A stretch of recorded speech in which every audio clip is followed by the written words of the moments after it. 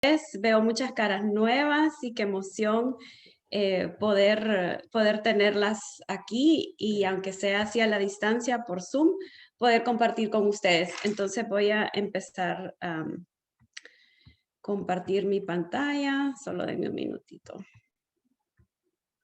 Ok. ¿Lo ven ya? Sí. Ok. Quería comenzar con este versículo que es como un versículo lema que tenemos en CBT, que es Romanos 15:4, y dice, porque las cosas que se escribieron antes, ya no lo puedo ver todo aquí, para nuestra enseñanza se escribieron a fin de que por la paciencia y la consolación de las escrituras tengamos esperanza. Entonces, ¿qué nos dice este versículo? Que toda la Biblia, todo lo que se escribió es para nuestra enseñanza y que todo, como dice 2 Timoteo, también es útil, toda escritura es útil para nuestra enseñanza. Y dice que a fin de que por la paciencia y la consolación de las escrituras. Y paciencia, ¿por qué? Porque yo creo que ustedes, ya sea si este es su primer año de leer la Biblia con el sistema CBT, ya llevan un mes y un par de días de hacerlo. Y creo que ya se han dado cuenta que requiere de mucha paciencia y mucha disciplina y que a veces es lucha, porque a veces nosotros leemos y sentimos como que Dios está aquí y sentimos la presencia de Él tan claro y nos habla tan claro. Y hay días que leemos y es como que estuviera escrito en chino y no entendemos nada.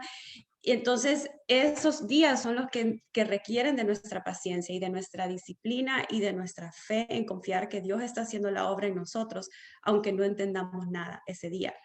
Entonces dice que se escribieron a fin de que por la paciencia y la consolación de las escrituras tengamos esperanza. Y yo no sé ustedes, pero en estos tiempos que vivimos, yo creo que es tan importante la esperanza. Yo creo que todas podríamos estar de acuerdo que estamos viviendo días difíciles, días complicados y que todas necesitamos esperanza. Y es la consolación de las escrituras, es la palabra de Dios lo que nos va a dar esa esperanza. Aiva, que es la que fundó este ministerio de CBT, ella siempre dice que los cristianos debemos de ser las personas más llenas de esperanza en todo el mundo, porque si nosotros no tenemos esperanza, ¿qué esperanza va a tener el mundo? El mundo debe de vernos a nosotros como personas llenas de esperanza. ¿Y dónde vamos a obtener esa esperanza?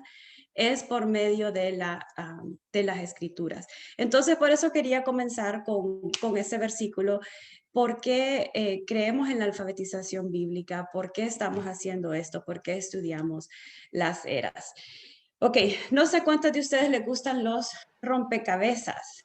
Yo no soy de rompecabezas, requiere mucha paciencia. Cuando yo miro esas cajas de 1000 piezas y no sé cuántas piezas, me da decepción, sinceramente, porque yo no tengo la paciencia para armar un rompecabezas.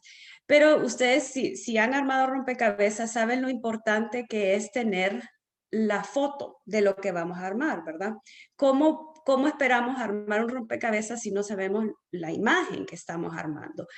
Pero yo siento que eso es lo que hemos hecho con la Biblia, como que hacemos un estudio de Santiago, después leemos un salmo, después en la iglesia escuchamos un sermón de Primera Timoteo. Y entonces tenemos el montón de piezas, pero no tenemos la foto. Entonces es como que estamos tratando de armar un rompecabezas sin tener la foto. Entonces ese es el propósito de hoy, darles la foto. Ustedes han visto estas imágenes o parecidas en otras presentaciones que hemos hecho de CBT. Estas yo le tomé fotos a un mural que pintó la hija de Aiva, Jennifer, que tal vez ustedes la han visto en algunos de los videos. Ella pintó esto en su iglesia, es un mural enorme. Yo le tomé una foto a cada era y después las puse juntas, por eso es que se ve un poco desorganizado. Pero estas son las 14 eras. Tenemos primero la era de la creación, después la era de los patriarcas, la era del éxodo, la conquista, los jueces, el reino dividido, la esclavitud o cautiverio, el retorno, los 400 años de silencio, los evangelios, la era del evangelio, la era de la iglesia, las misiones y el fin del tiempo o los nuevos comienzos. Entonces ustedes pueden ver que en cada era hay dos flechas. una que va de arriba abajo y otra que va de un lado a otro. La de arriba abajo simboliza que en cada era Dios habla. Dios nos da su palabra, ya sea instrucción, advertencia, consuelo, profecía. En todas las eras Dios habla. Entonces esa flecha es Dios hablando y la otra flecha es Dios llevando a cabo sus propósitos. Entonces Dios habla y luego Dios cumple sus promesas. Puede ser que algo que Dios habló en la era de la creación lo cumpla hasta la era de la conquista o la era de los jueces. Entonces, pero siempre Dios está obrando para cumplir sus propósitos y para llevar a cabo su palabra, lo que Él ha hablado. Otra manera que quiero que pensemos en lo que vamos a hacer hoy lo que queremos hacer es dar un vistazo, un panorama. Vamos a estar como volando en un avión a 30,000 pies de altura y viendo hacia abajo, que vemos todo chiquito, ¿verdad? Entonces no vamos a entrar a mucho detalle. Hoy, a medida que vayamos avanzando con las eras, vamos a ir entrando en más detalle. Otra manera que me gusta de pensar lo que vamos a hacer hoy es como un cuerpo humano. Hoy lo que le voy a dar son los huesitos, ¿verdad? Cuando pensamos en un cuerpo, tenemos el esqueleto. Hoy vamos a ver el esqueleto. A medida que vayamos avanzando en las eras, entonces le vamos a ir poniendo un poquito más de músculo, un poquito más de venas, un poquito más de tejido. Ahora, cuando ustedes leen la Biblia diariamente, ustedes le van poniendo todavía más detalle a este cuerpo, le van poniendo más venas y más órganos. Y cada vez que ustedes están en la iglesia y escuchan un sermón, ya sea de Corintios o de Santiago, entonces ustedes están entrando todavía en más detalle en ese pedacito del cuerpo. Y ya sea que ustedes estén tomando una clase de la vida de Cristo o alguna otra cosa, están poniéndole todavía más detalle. Entonces, hoy nos vamos a enfocar en el esqueleto y a medida que vamos avanzando, le vamos a ir poniendo más músculo, más tejido, más piel a ese cuerpo. Ok, ¿estamos listas para comenzar? Vamos a comenzar con la era de la creación, los principios, donde comienza todo. Esta era es fundamental para entender el resto de la historia. Génesis del capítulo 1 al finales del 11 es lo que es la era de la creación. Y esos primeros 11 capítulos son tan importantes y tan fundamentales para entender el resto de la historia, porque aquí vemos verdades acerca de Dios, acerca de lo que Él ha revelado, de sí mismo, de lo que Él espera de nosotros. Vemos verdades que van a ser importantes para entender el resto de la historia. Entonces, y también la era de la creación son más o menos 1500 años de historia humana en esos primeros 11 capítulos de Génesis. Entonces, tenemos las 5 historias, la historia de la creación, la historia de la caída del hombre, Caín y Abel, el diluvio y la torre de Babel. También se nos introducen 4 voces que escuchamos. La primera voz es la de Dios, que desde el principio vemos que cómo crea Dios, cómo hace Dios su creación, es a través de su palabra. Él habla y las cosas aparecen. Entonces vemos la voz de Dios. También en el jardín del Edén Dios le habla al hombre y lo bendice y le dice, de todo árbol que está ahí puedes comer, menos del árbol del conocimiento del bien y del mal. Y Dios le da instrucciones específicas y las consecuencias que van a pasar si el hombre come de ese árbol. Entonces tenemos la voz de Dios y la voz de Dios lo que nos dice es que Dios es bueno, desde el principio se establece que Él es bueno, su creación es buena, después de que Dios crea todo, Él lo evalúa y dice que es bueno y bueno en gran manera. Entonces lo que se establece desde el principio es que Dios es bueno y su palabra es verdad. Pero también tenemos otra voz en el jardín y es la voz de Satanás, que viene a donde la mujer y le dice, en verdad Dios ha dicho esto. Y le pone duda acerca de la palabra de Dios y le contradice la palabra de Dios porque le dice, no, Dios sabe que si comes de este fruto tus ojos van a ser abiertos y vas a ser como Dios. Entonces tenemos la voz de Dios, la voz de Satanás. También tenemos otras voces, la voz del mundo y la voz de la carne. En primera de Juan 2:16 se nos dice que todos estos deseos de la carne, de los ojos, la vanagloria de la vida vienen del mundo. Y luego tenemos la voz de la carne también, porque cuando Eva ve el fruto, ve que es bueno para comer, es apetecible, le apetece a sus deseos carnales. Entonces la voz de Dios nos dice, Dios es bueno y su palabra es verdad. La voz de Satanás quiere que desobedezcamos a Dios. El mundo quiere que nos conformemos a él. Por eso es que Pablo en Romanos 12:2 nos dice que no nos conformemos a este siglo. Y la voz de la carne que pide satisfacción. La carne pide que satisfagamos esos deseos. Okay, también vemos dos maneras de caminar. Podemos caminar por fe en Dios, en su palabra, en lo que Él ha dicho, o por vista, en lo que vemos. Desde un principio vemos que cuando Dios creó a Adán y Eva, les dio su palabra y ellos decidieron desobedecerla e irse por lo que miraron. Porque Eva vio que el fruto era bueno y era deseable, y en vez de confiar en la palabra de Dios, en vez de caminar por fe, caminó por vista. También lo vemos en sus dos hijos, Caín y Abel. Hebreos 11:1 nos dice que Abel por fe presentó a Dios un sacrificio que fue agradable, y el sacrificio de Caín no fue agradable a Dios porque no fue por fe. Entonces vemos las dos maneras de caminar, y esto es algo que vamos a ver a través del resto de la historia. También se nos introduce las tres características de la muerte. Cuando Adán y Eva pecan, no mueren inmediatamente físicamente, pero sí mueren espiritualmente. Y lo que ellos experimentan por primera vez es temor, vergüenza y culpabilidad. Temen porque se esconden de Dios, sienten vergüenza porque están desnudos, se dan cuenta por primera vez que están desnudos.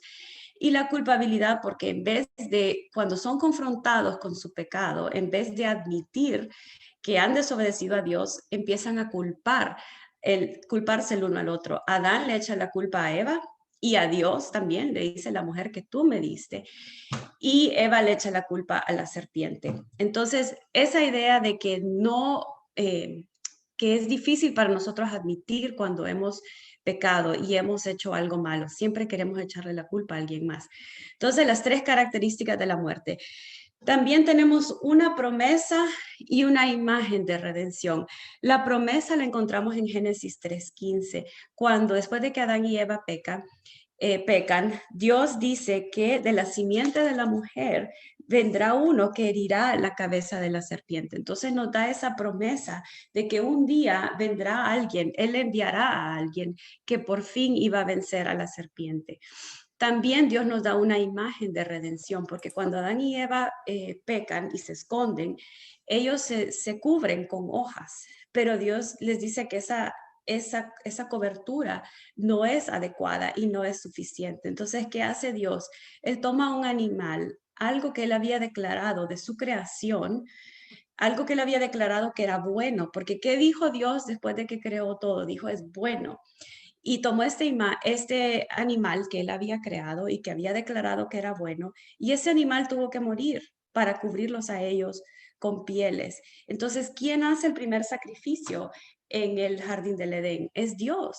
A Dios le cuesta. En Romanos, Pablo nos dice que la paga del pecado es muerte. Cuando hay pecado, un inocente tiene que morir. Y desde un principio Dios nos muestra, Él hace el primer sacrificio, Él toma ese animal para cubrirlos. Y desde ese momento en adelante vemos que esa es la única manera de acercarse a Dios, es a través de la muerte del inocente a favor del culpable. De ese momento en adelante vemos que el hombre se acerca a Dios por medio de un sacrificio. All right, ok, esa es la era de la creación. Luego transicionamos a la era de los patriarcas. La era de los patriarcas comienza en Génesis, finales del 11, principios del 12, con el llamado de Abraham. Abraham era un hombre idólatra que Dios lo llama a empezar una relación con él y le dice que vaya a una tierra que Dios le va a dar de herencia y le promete tres cosas: la tierra, descendencia y bendición, que Dios lo va a bendecir y Abraham va a ser bendición para que a través de Abraham él va a bendecir a todo el mundo. Entonces Abraham comienza esta relación de fe con Dios, no siempre lo hace en perfección, pero es la trayectoria de Abraham, por eso se conoce como el padre de la fe. Entonces los tres patriarcas que vemos son Abraham, Isaac y Jacob. desde este momento en adelante, Dios se identifica a él mismo como el Dios de Abraham, el Dios de Isaac y el Dios de Jacob.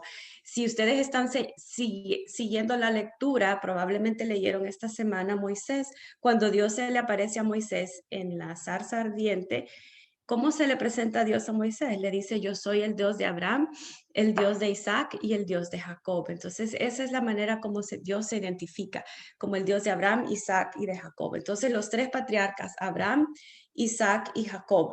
También seguimos viendo las dos maneras de caminar. Creo que esta es una de las eras que es más evidente, es cómo podemos caminar por fe o caminar por lo que vemos.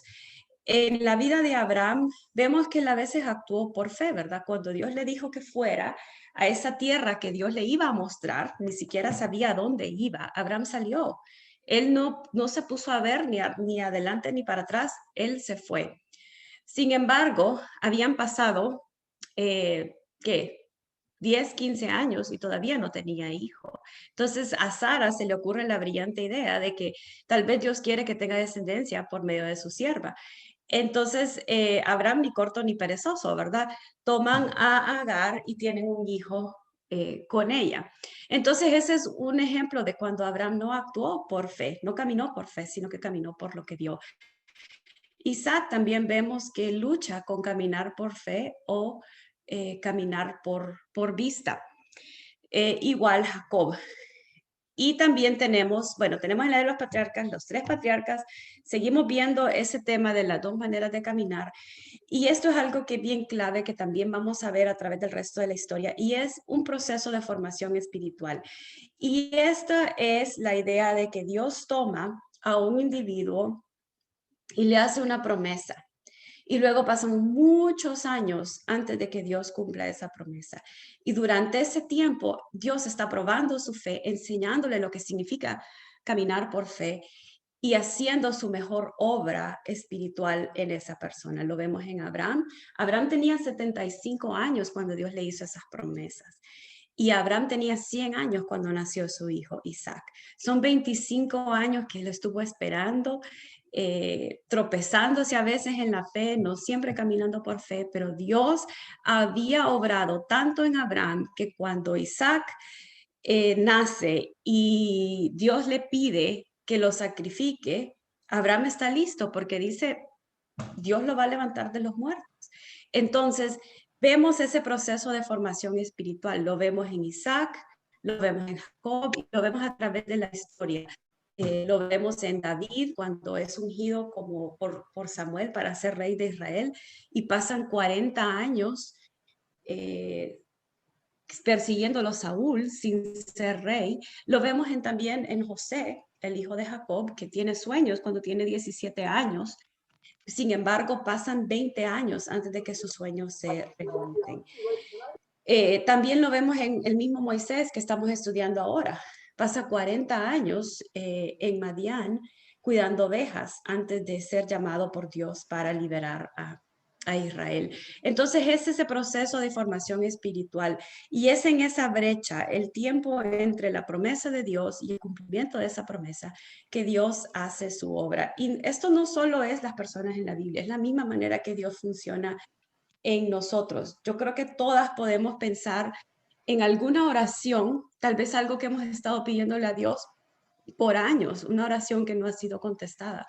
Tal vez es la salvación de un familiar, tal vez es alguna enfermedad, tantas cosas por las que oramos. Y es cierto, nosotros no tenemos una promesa específica de Dios como la tuvo Abraham de que iba a tener un hijo.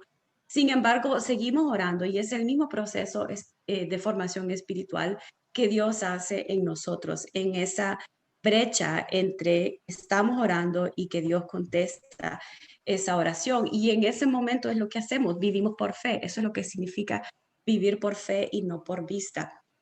Hace unos años, los grupos que yo tengo son de muchachas jóvenes, solteras, como de más o menos entre 20 y 30 años. Y hace unos años yo tenía un grupo como de 8 muchachas y todas más o menos como entre 25 y 30 años y todas tenían ese anhelo de casarse y no tenían ni novio en ese entonces. Y yo me acuerdo que orábamos y orábamos y un día yo le dije, es que estamos en la brecha, están en la brecha. Entonces ellas decían, nos vamos a mandar a hacer una camiseta que diga viviendo en la brecha. Y yo pensé, es cierto, todos necesitamos esa camiseta que diga estamos viviendo en la brecha. Pero ¿saben qué fue tan bonito? O 3 o 4 años después de eso, fue ir a boda tras boda de esas muchachas y ver cómo Dios contestó esas oraciones y cómo esa brecha Dios obró tanto en ellas. Y luego ahora la brecha es otra. Hay un par de ellas que no han podido tener bebé, están en otra brecha. Entonces Dios siempre nos lleva en ese proceso de formación espiritual. Ok, esa es la era de los patriarcas. Siguiendo en adelante con la era del Éxodo. En la era del Éxodo tenemos los 10 mandamientos que Dios le da a Moisés en el monte de Sinaí. Perdón, y antes quiero transicionarles las eras, perdón, voy a regresar aquí. La era de los patriarcas termina cuando José está en Egipto, José muere en Egipto. La muerte de José nos transiciona entonces a la era del Éxodo y ya el pueblo de Israel se ha multiplicado y se ha levantado un faraón que no recuerda a José. Entonces Dios levanta a Moisés para liberar a su pueblo y a través de varios actos milagrosos, como fueron las 10 plagas que estamos leyendo ahorita en nuestra lectura, y más adelante cruzan el Mar Rojo. Estos actos milagrosos, Dios saca a su pueblo de Egipto y los lleva al monte de Sinaí, donde le da a Moisés los 10 mandamientos. Los 10 mandamientos, los primeros 5 tienen que ver con nuestra relación con Dios y los otros 5 tienen que ver con nuestra relación con el prójimo. 4 libros, Éxodo, Levítico, Números y Deuteronomio. Tenemos diferentes tipos de leyes. Aquí yo puse 7, pero en realidad lo podemos dividir de diferentes maneras. Tenemos leyes socioeconómicas, donde, por ejemplo, para darles un ejemplo, la ley decía que si usted tenía un campo, no podía recoger todo, tenía que dejar las orillas sin recoger y no podía ir otra vez a recoger lo que se le había caído, porque eso que quedaba era para el pobre, para las viudas, para los huérfanos. Entonces Dios había provisto una manera para proveer para estas personas que no tenían recursos. Ese es un ejemplo. Las leyes judiciales, había leyes que decían que si usted accidentalmente mataba a alguien, había ciudades de refugio donde podían huir hasta que pudieran pudieran ir a un juicio y no podía alguien ser condenado sin tener con solo un testigo, tenía que haber por lo menos 2. Muchos de nuestros sistemas judiciales que usamos ahora se basan en la ley de Moisés. También habían muchas leyes sexuales. Por ejemplo, no podían tener relaciones sexuales con animales o con la esposa de tu padre. ¿Y por qué tenía que ser Dios tan específico con ellos? Una, porque Dios conoce nuestro corazón y lo malvado que puede ser nuestro corazón. Y 2, porque acuérdense que ellos estaban viviendo con pueblos paganos alrededor de ellos y eran pueblos que practicaban todo tipo de pecado sexual. Entonces Dios quería que su pueblo fuera diferente y fue muy específico en todas estas leyes que les dio. También leyes dietéticas, habían animales que eran limpios y animales que no eran limpios, que no podían comer. Leyes conmemorativas, ceremonias que tenían que hacer todos los años, el día de expiación, la Pascua, diferentes ceremonias que tenían que recordar. ¿Por qué? Porque somos propensos a olvidar. Entonces las fiestas hacían que recordaran la Pascua. El propósito de la Pascua era recordar cómo Dios los había liberado de Egipto. También se establece el sistema sacrificial. Dios da regulaciones específicas de cómo tenía que ser los sacrificios. Los animales tenían que ser limpios, sin mancha, perfectos. Y todo eso era como una imagen de lo que iba a venir a través de Cristo. También leyes educacionales. Dios establece que cada 7 años se tenía que leer el libro de la ley. A todas las personas, niños, adultos, a todo mundo se tenía que leer. ¿Por qué? Porque nuevamente somos propensos a olvidar. Entonces, hasta eso establece Dios que cada 7 años los sacerdotes tenían que leer el libro de la ley a todo el pueblo. Bueno, esos son los 7 tipos de leyes. También se establece el tabernáculo, que es un templo móvil, básicamente. Como recuerden que esos 40 años ellos anduvieron deambulando en el desierto, ellos simplemente recogían el tabernáculo y se iban cuando se movía la nube que los guiaba, la nube de Dios que los guiaba. Entonces tenemos los diferentes tipos de leyes. También lo que conocemos como las bendiciones y maldiciones. Si ustedes recuerdan, durante esta era, Dios no deja que ese grupo de personas que salieron de Egipto entren a la tierra prometida porque fallaron en su fe. No creyeron que Dios podía llevarlos a la tierra. Entonces Dios dice que sus hijos son los que van a entrar. Entonces, cuando ya toda esa generación ha muerto y están a punto de entrar nuevamente a la tierra, están a punto de entrar a la tierra prometida, es otra generación que se ha levantado. Entonces, el libro de Deuteronomio es como darles nuevamente la ley a ese grupo de personas que tal vez no la habían crecido o estaban muy pequeños cuando salieron de Egipto o habían nacido en el desierto. Y en ese momento Dios le da lo que conocemos como las bendiciones y maldiciones. Dios les dice, si ustedes me obedecen, si siguen esta ley, no van a poder contener todas mis bendiciones. Lo voy a bendecir en sus hijos, en los campos, todo. Pero si no obedecen, si se van tras los ídolos de los pueblos alrededor, entonces van a venir maldiciones sobre ellos más de las que Dios envió sobre Egipto, hasta que iban a ser llevados cautivos. Entonces esa es la advertencia que Dios les da. Vemos esa flecha que es lo que Dios habla, que luego va a suceder nuevamente. Esa es la era del Éxodo. Moisés muere y toda esa generación muere y Dios levanta entonces a Josué, que es el que lo va a llevar a la tierra prometida. En la era de la conquista tenemos varias batallas, pero nos vamos a enfocar en 2 batallas principales, en la de Jericó y en la de Ai. Y siempre seguimos viendo las 2 maneras de caminar, por fe y por vista. Tenemos a Rahab. ¿Qué sabemos de Rahab? Rahab era una mujer. El otro día estaba estudiando con una muchacha y me dice, no me gusta esa palabra prostituta, me dicen, prefiero que usemos otra palabra. Entonces le digo, bueno, está bien, trabajadora sexual, no sé cómo decirle, pero bueno, el punto es que ella no era una mujer de buena reputación. Sin embargo, ella había oído del Dios de Israel. ¿Y qué hace ella cuando oye del Dios de Israel? Ella decide sacrificar, alinear su vida con el Dios de Israel.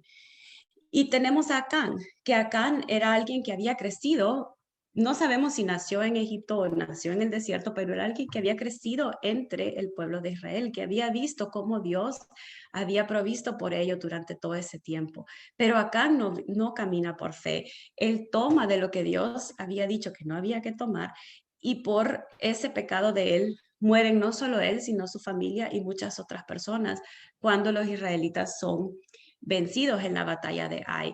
Entonces lo que nos muestran estas 2 maneras de caminar en la época de la conquista es que no importa si alguien ha crecido en la iglesia, si ha escuchado de Dios toda su vida, eso no significa que esa persona va a caminar por fe o siquiera si esa persona es seguidora de Dios o no. Y luego tenemos una persona que tal vez nunca ha oído de Dios, que no ha crecido en la iglesia, que tal vez ni por cerca, como decimos. Sin embargo, que escucha la palabra de Dios y cree y actúa. Y es más, Santiago y tanto Santiago como Hebreos usan a Rahab como ejemplo de fe y como ejemplo de fe con acción. ¿Sabes lo que nos dice Santiago? Que la fe sin obras es muerta y usa a Rahab como ejemplo. Entonces tenemos las 2 batallas principales, Jericó y Ai, las 2 maneras de caminar. Seguimos viendo ese tema, Rahab y Acán, y las 12 tribus. Entonces en esta época se distribuye la tierra entre las 12 tribus y al final de esta época, de esta era, Josué llama a todo el pueblo, les vuelve a leer el libro de la ley y les pide que hagan una alianza y les dicen, les dice, ustedes van a escoger seguir a Dios o no, escojan hoy. Y es ese versículo famoso que dice, más mi casa y yo serviremos a Jehová. Y todo el pueblo dice, sí, sí, vamos a seguir a Jehová. Pero vemos que Josué muere y mueren también toda esa generación y se levanta una generación que no conoce a Dios y eso nos lleva a la época de los jueces. La época de los jueces se conoce por los 7 ciclos de pecado que suceden y lo que sucede aquí es que el pueblo se rebela contra Dios y esa rebelión consta en que se van hacia los ídolos, empiezan a adorar a los ídolos de los pueblos que por su misma desobediencia habían dejado ahí. Cuando ellos se rebelan y se van hacia los ídolos, Dios envía a un pueblo para oprimirlos. Y el propósito de Dios no es castigarlos, sino que es que vuelvan a Él. Y a veces pasan desde 7 años, creo que es el más corto del ciclo, hasta 40 años en opresión, hasta que claman a Dios. Pero cuando claman a Dios, el corazón de Dios es movido a misericordia y Él levanta a un juez o a un libertador para que los libere de esa situación. Y mientras ese juez está vivo, ellos experimentan paz y siguen a Dios. Pero cuando ese juez muere, vuelven nuevamente a esa rebelión. De los jueces más famosos que tal vez nosotros conocemos, Débora, Sansón, Gedeón, son 13 jueces, creo. Y vemos al final de esta época de los jueces, los últimos capítulos del libro de jueces nos muestran hasta dónde había llegado la corrupción del sacerdocio. Hay 2 historias ahí que vamos a entrar en más detalle cuando leamos, cuando estudiamos la época de los jueces, pero vemos hasta dónde había llegado la corrupción de los sacerdotes, que hasta el mismo nieto de Moisés está involucrado en esa corrupción. Y en esta época también tenemos un rayo de esperanza, que es el libro de Ruth, que sucede también durante esta época. Luego transicionamos a la era del reino. El pueblo de Israel, después de este periodo tan oscuro de jueces, empieza a clamar por un rey y le dice a Dios que quieren ser como los pueblos alrededor de ellos y quieren tener un rey. Dios ya había dado en Deuteronomio 17 5 regulaciones porque él ya sabía que iba a llegar el momento en que ellos iban a querer un rey y había provisto para ello.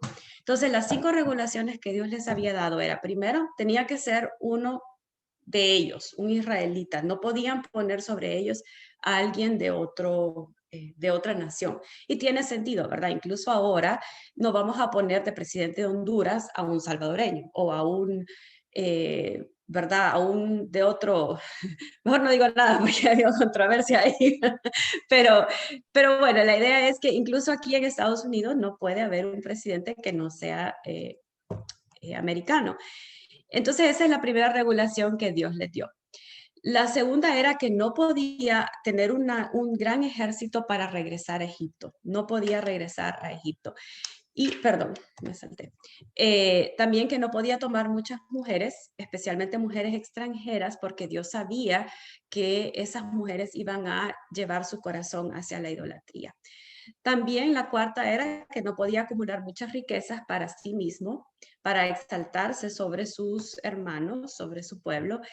Y la última, que tal vez era la más importante, es que él tenía que tomar de los escribas el libro de la ley y escribir su propia copia. Imagínense, nosotros decimos que difícil es leer la Biblia en un año, imagínense que la tuvieran que escribir, pero eso es lo que Dios requería de los reyes, tenían que escribir su propia copia y leerla todos los días de su vida, porque Dios sabía que eso es lo que iba a mantener el corazón del rey recto. Entonces, en esta época del reino tenemos a los 3 reyes. El primero es Saúl, que es el rey que todo el pueblo piensa que quieren, que necesitan, porque Saúl es alto, creo que dice que guapo, no me acuerdo, pero venía de una buena familia, pero su corazón estaba lejos de Dios y Dios lo rechaza y pone a un rey que es conforme a su corazón, que es David. Y David tiene varios hijos, pero Dios escoge a Salomón como el hijo que va a seguir en el trono. Y Dios le hace una promesa muy especial a David y le dice eh, que nunca va a faltar alguien de su descendencia en el trono. Entonces Dios da específicamente la promesa de que el Mesías va a venir de David. Por eso es que vemos que en el Nuevo Testamento, cuando aparece Jesús, ¿cómo lo llama la gente? La gente sabía que el Mesías iba a ser descendiente de David. Entonces, uno de los nombres que le dan a Jesús es Hijo de David, porque saben que ese era la profecía del Mesías. El hijo de Salomón, Rehoboam, cuando él llega al trono, el reino se divide. Entonces tenemos 3 tribus en el norte, Israel, y el reino del sur de Judá. Tenemos 20 reyes en cada nación. En Israel todos son malvados. Como decimos, ni licuado, no hacemos ni uno de todos los 20, cada cual más malvado. También lo que vemos en Israel es que son diferentes familias, porque se matan entre ellos y quitan a uno y ponen a otro de otra familia. Pero eso no sucede en Judá. ¿Por qué? Porque Dios está protegiendo esa dinastía por esa promesa que le había hecho a David. Por eso cuando entramos al Nuevo Testamento vemos que la genealogía de Jesús se puede trazar directamente hasta hasta David, porque incluso cuando fueron exiliados mantienen esa línea y la descendencia de Jesús se puede trazar directamente a David. Entonces tenemos 20 reyes en cada nación, en Israel todos malvados. En el sur de Judá hubo uno que otro bueno, tenemos a Josafat, tenemos a diferentes reyes que por poquito tiempo trataron de traer a la nación de regreso a Dios, pero esos periodos fueron cortos. También en esta época, en esta era, se vuelve más común el rol de los profetas, porque Dios empieza a levantar a estos hombres, a Isaías, diferentes profetas, para llamar a su pueblo al arrepentimiento, porque seguían en idolatría. Y tenemos también un avivamiento completo, que es en el sur, en Judá, con Josías, cuando encuentran el libro de la ley y se dan cuenta de por qué están en la situación en que están y se arrepienten, celebran la Pascua por primera vez en a saber cuántos años, y hay un avivamiento completo, todo el pueblo, como un solo pueblo, se arrepienten y se vuelcan a Jehová. Sin embargo, eso no dura mucho, porque ya cuando Josías muere y su hijo asume el trono, vuelven nuevamente a la idolatría. El reino del norte de Israel es llevado cautivo por los asirios y el del sur de Judá por los babilonios. Y eso nos lleva a la siguiente era, que es la era del cautiverio o de la esclavitud. Jeremías había dicho que iba a durar 70 años. El Señor, Dios le habló que por 70 años iban a estar cautivos. Fueron en 3 olas, 3 diferentes olas, no fueron todos de un solo, sino que fueron llevados por partes.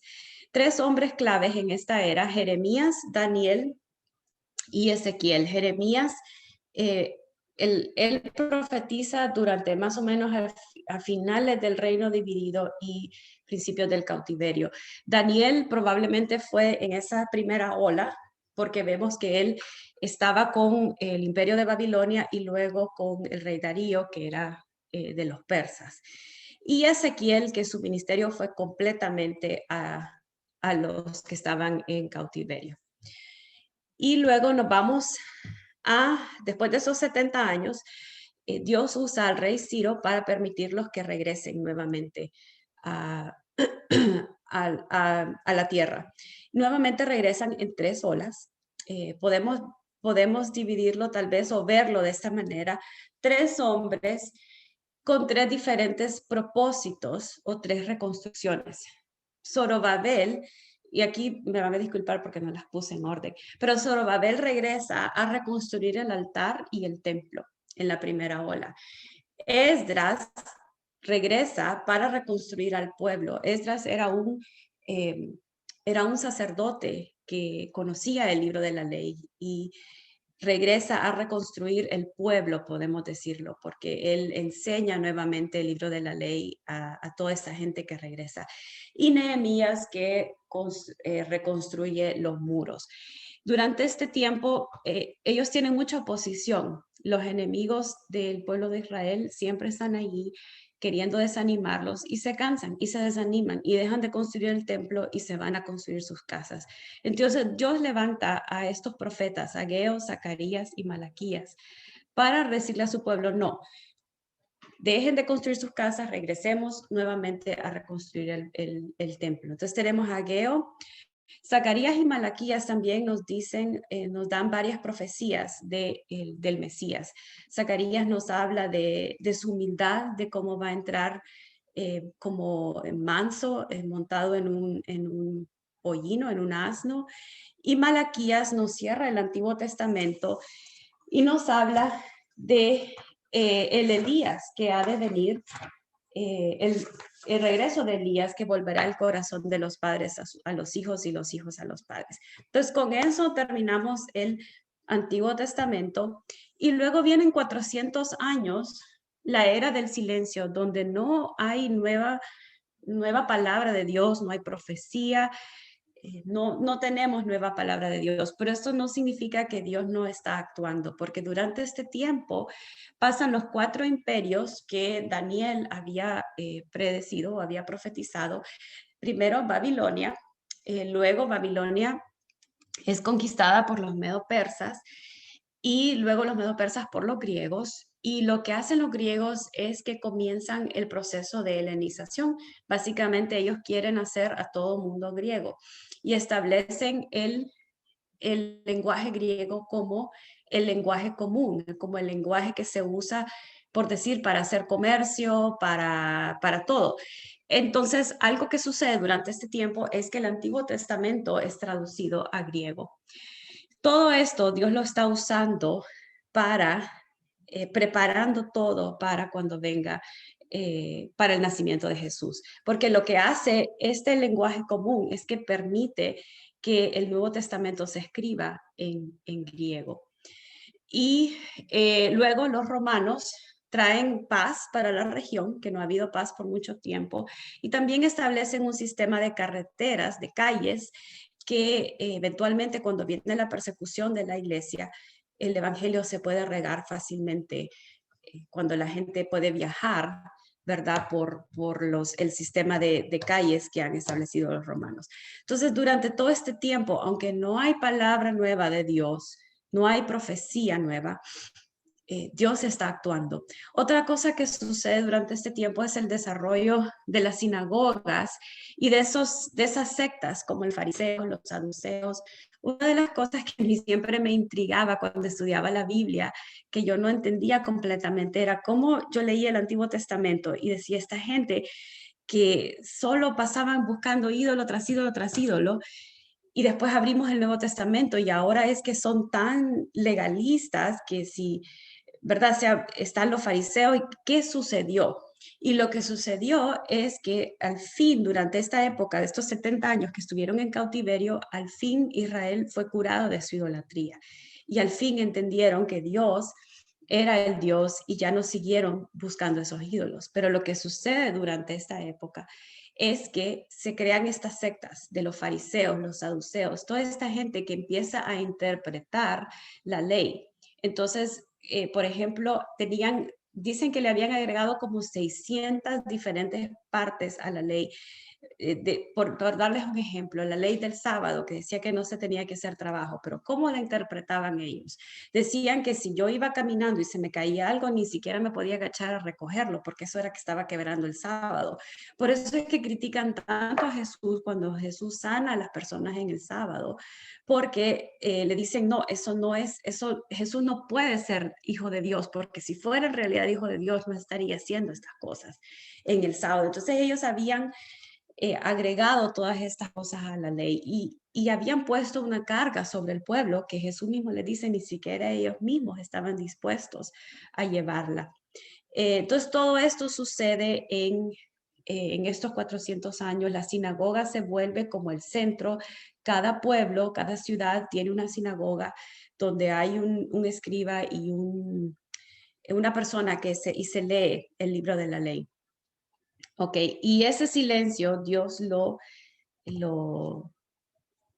lo quiebra cuando un ángel se le aparece a Zacarías en el templo y le dice que va a tener un hijo y que ese hijo va a ser el precursor del Mesías, que es Juan el Bautista.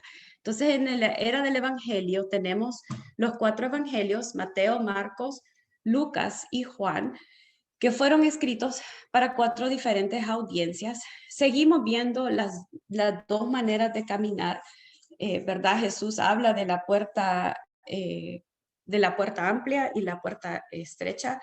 Jesús también habla de los dos cimientos, ¿verdad? También la historia de Lázaro y el rico. Esta idea de que hay dos maneras de caminar sigue en el Evangelio, ¿verdad? Podemos caminar por fe o por lo que vemos. Podemos caminar fundamentados en la palabra de Dios o fundamentados en otras cosas. Seguimos viendo esa verdad, ese tema de las dos maneras de caminar. Una meta. Lucas 19:10 nos dice que el Hijo del Hombre vino a buscar y a salvar lo que se había perdido. Esa fue la razón por la que Jesús vino. Una misión también de llevar el Evangelio a todo el mundo. Cuando Jesús muere y resucita antes de ascender al Padre, le dice a sus discípulos, y de hacer discípulos de todas las naciones. Vaya, ya se me fue. Y de hacer discípulos de todos, bautizándolos en el nombre del Padre, del Hijo, del Espíritu Santo y enseñándoles a obedecer todo lo que yo os he mandado. Entonces tenemos esa misión y el mensaje también, que es el mensaje de arrepentimiento y de creer, arrepentimiento y fe, ¿verdad? Que es lo que Jesús habla desde un principio, del arrepentimiento de nuestros pecados y la fe que ponemos en la muerte y la resurrección de Jesucristo. Entonces, esa es la era del Evangelio. Cuando antes de Jesús ascender, de que ascienda al cielo a estar con el Padre, como habíamos dicho, le deja a sus discípulos ese mandato de lo que conocemos como la Gran Comisión, ¿verdad? De ir y hacer discípulos de todas las naciones. En la era de la iglesia tenemos el Espíritu Santo cuando los 120 discípulos están reunidos en el aposento alto y viene sobre ellos viene sobre ellos el Espíritu Santo y empiezan a predicar el mensaje. Y el mensaje es el mismo, el arrepentimiento. Pedro, cuando predica en Pentecostés, en Hechos, ¿qué dice? Arrepentíos y bautizaos.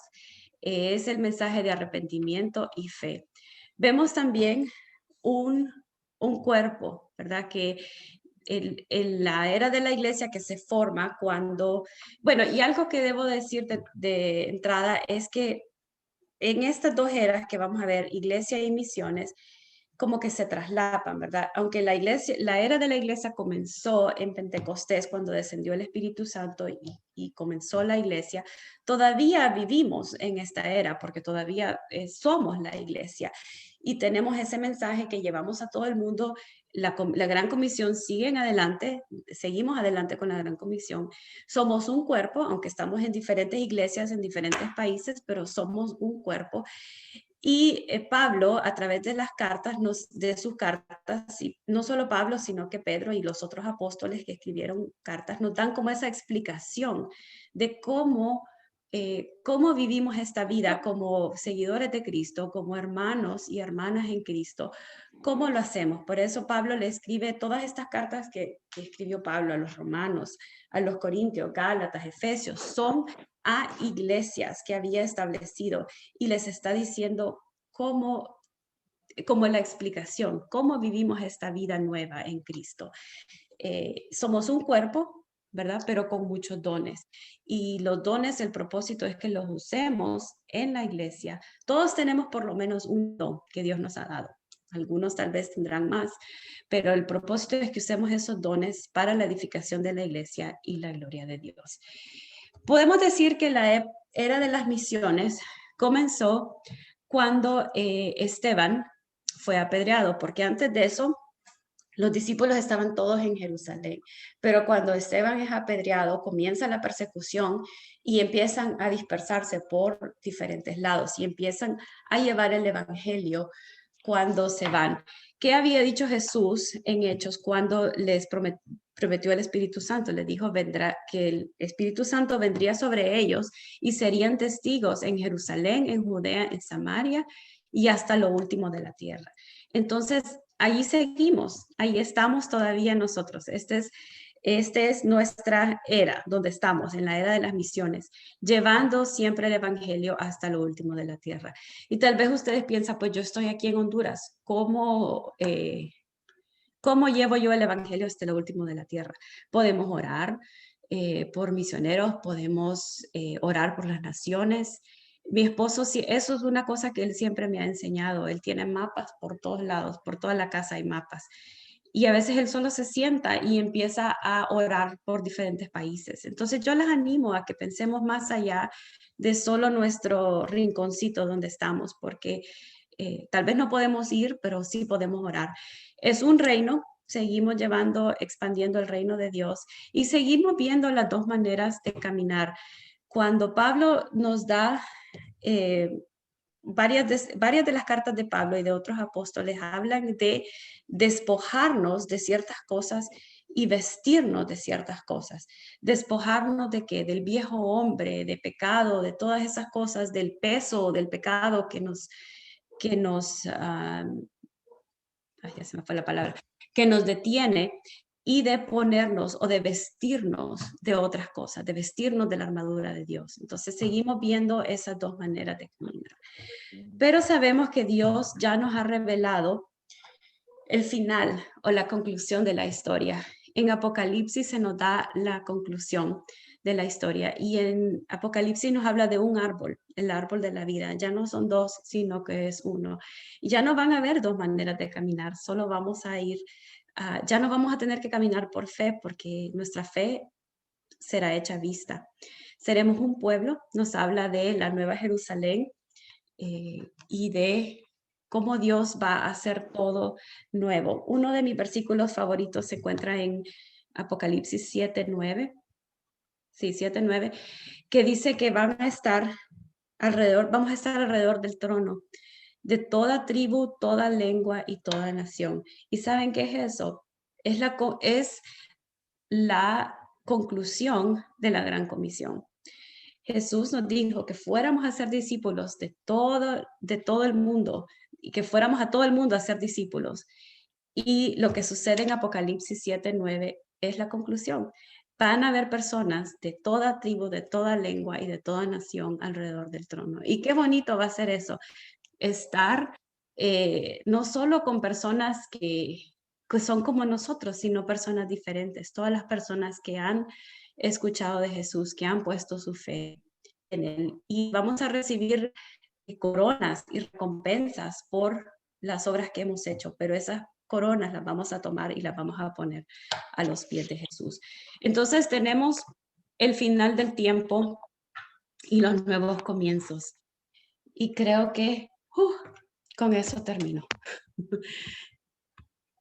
Yo sé que sienten como que les tiré un montón de cosas encima y así fue, pero la idea es de, como le decía, los huesitos y seguir profundizando y haciendo más. Así que lo siento si fue rápido, pero ahí vamos. No sé ustedes, Rocío, en adelante, si tienen preguntas o con qué seguimos. Sí, gracias Gaby, qué excelente estuvo, muy bueno, bien detallado, realmente que mis respetos y qué bonito verla así, irnos llevando de era en era y qué es lo que vamos a estar leyendo durante esta semana. Entonces, para las nuevas, no se asusten porque tenemos todo el año para ir aprendiendo, repasando y volviendo a repasar. Entonces, usted tómelo con calma, tenemos todo el año y lo vamos a ir aprendiendo poco a poco.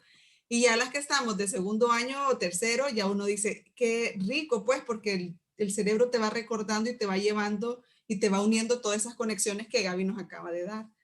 Entonces, ahorita lo que sigue es escucharlas a ustedes. Si tienen preguntas o comentarios, ahorita aprovechemos que está Gaby para darle todas las preguntas o lo que ustedes quieran compartir de este mes y días que llevamos leyendo. Reinita, no sé si vas a compartir algo. No, quería darle la bienvenida a las que no habíamos visto antes de empezar. Hola a todas, qué rico verlas otra vez. Me encanta que tenemos caras del año pasado y caras nuevas. Como decía Rocío, este es el tiempo de comentarios y